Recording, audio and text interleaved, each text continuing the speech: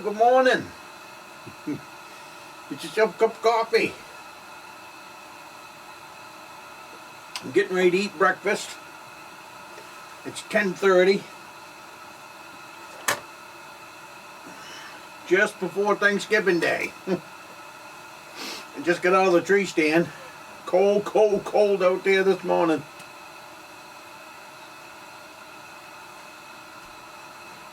About 9:30, quarter of 10. Wind started to blow. And that really made it cold. So I came back to the cabin.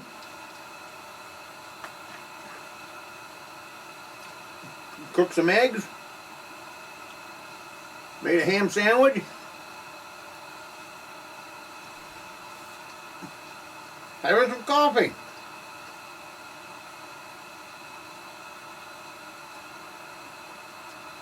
It wasn't for naught out there today. I did see a buck. 7:30 this morning. A crotch horn came by. 4-point.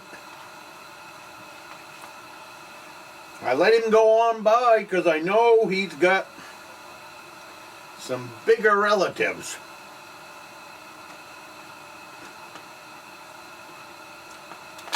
And besides that, he's going to grow up to be a really nice buck if I leave him alone. So kind of too bad to take young stock like that out of the supply. I got a feeling the bucks in this area grow some really nice racks. And normally I'm not a rack hunter. But I've seen some pretty nice bucks in here from game cameras. So I kind of got my hopes set on a couple other ones.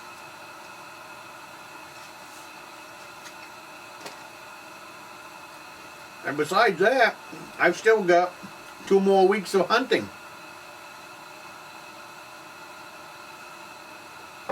So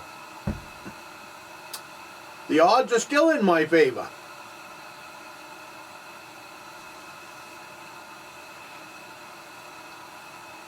And besides that, what a shame to fill your buck tag with a crotch horn.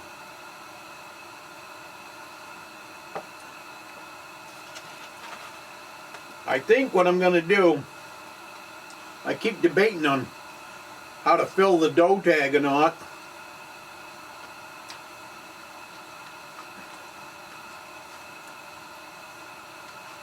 I think what I'm going to do is do that, if I get a chance, do it in muzzle loading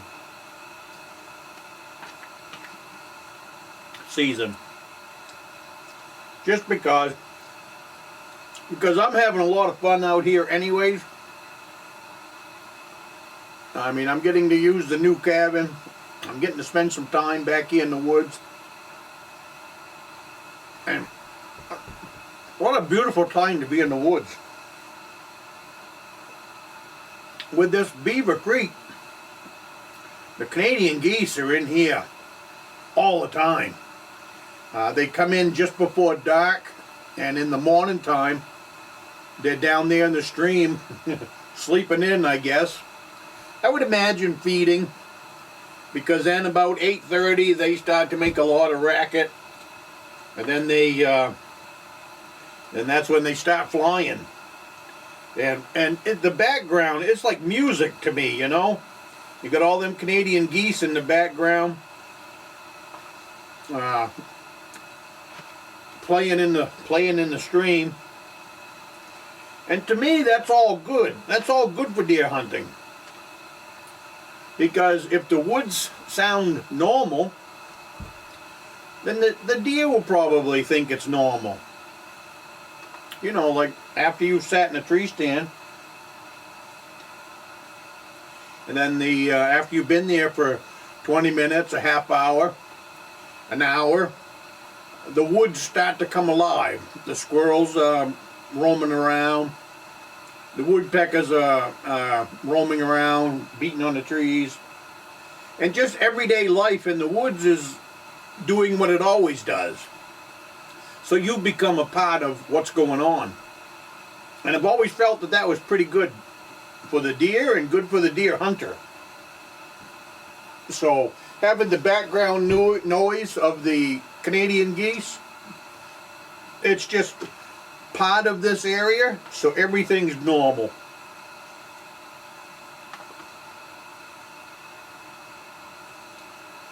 But what a place to what a place to hunt. I gotta tell you, I love coming back to this cabin though. This morning, man, it was cold.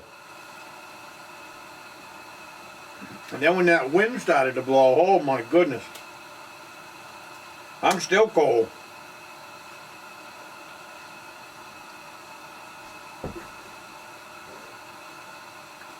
I brought in a heater this time.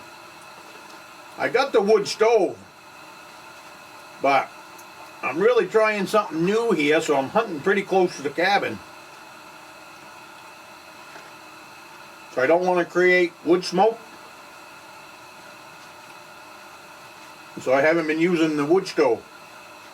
But last trip, it was kind of cold. So two things I brought in this trip.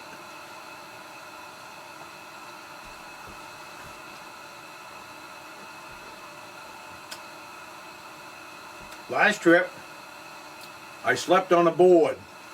Threw out a sleeping bag, a couple of blankets, a pillow. And that's what I slept on.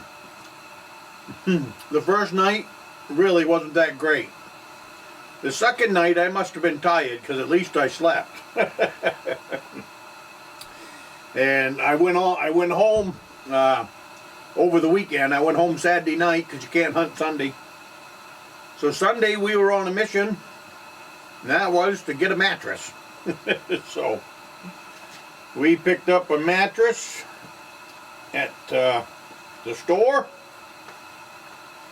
And I got that trucked out here this trip. So I brought out a mattress and I brought out one of those pumpkin heaters that you put on top of a propane tank. And it's doing a great job. I'm running it on as low as it'll go. Hopefully to save on propane. But also, it's keeping the cabin more than comfortable.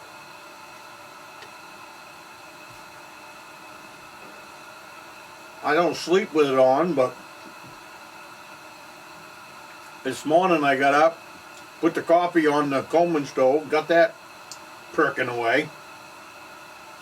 And while I did that, I turned on the heater so that it would warm the place up. And by the time, it takes 15 minutes for the coffee, once it comes to a boil. So I laid in bed another half hour, waiting for the water to come to a boil. And then I set the coffee to perk for 15 minutes. That gave me 30 minutes. Still tucked in the sleeping bag.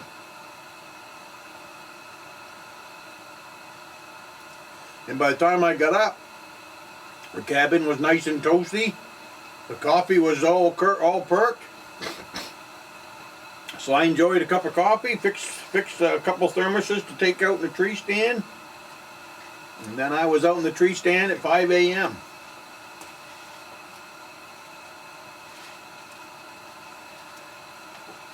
But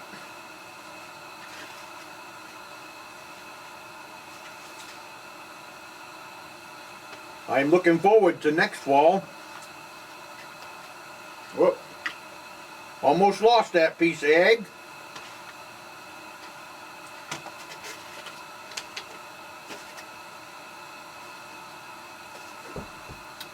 Looking forward to next fall.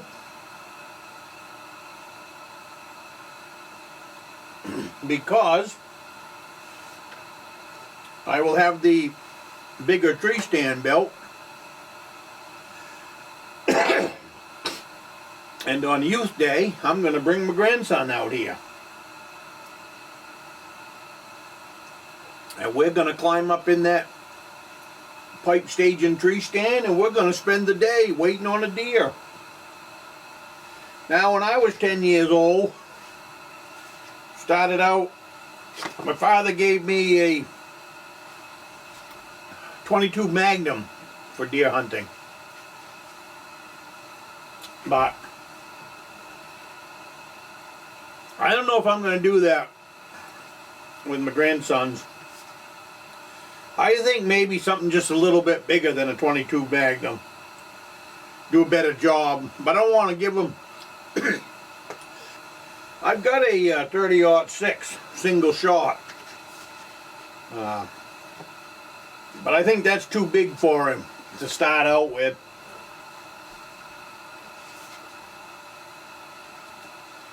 So I'm leaning towards a 308. Maybe I can find him a single shot 308 over the summer to start out with.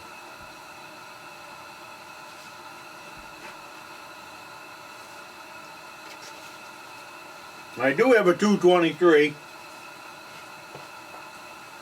So perhaps even that make him a good gun.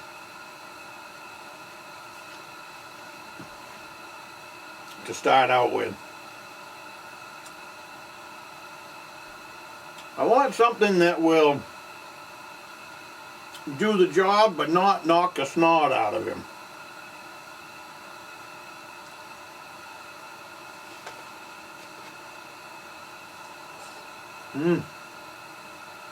Cabin feels good. I welcome the thoughts in the comments on your opinion on what's a good starter rifle for a 10-year-old boy. You know? Other than these grandkids, I haven't been around absolutely any 10-year-old boys in my hunting career.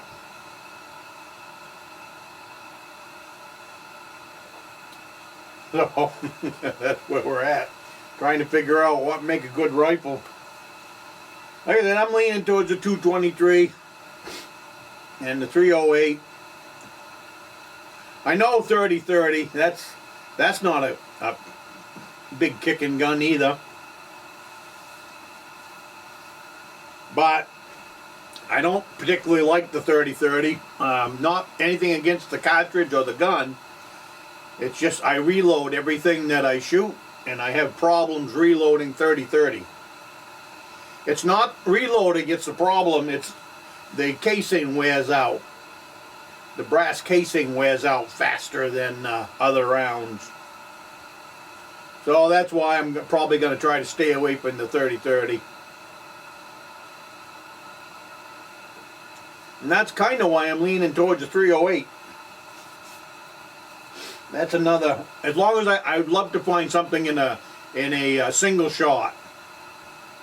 I think single shot is the way to go. I got 4 grandsons, so I think single shot definitely the way to go. Raising them up.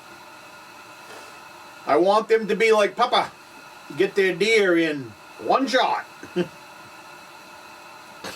One shot. I'm not big on that bang, bang, bang, bang, bang crap.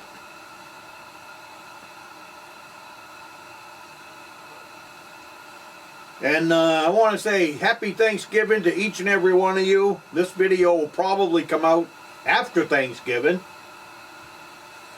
But anyways, I figured I'd say happy Thanksgiving to all you guys anyways. I'm going to hang around camp here for a little while, get warmed up. And then later on in the afternoon, probably around 1 o'clock, I'm going to head back out to the tree stand. Hopefully the wind won't pick up. I've listened to the weather on the radio and they're talking a little bit about wind coming in, I guess.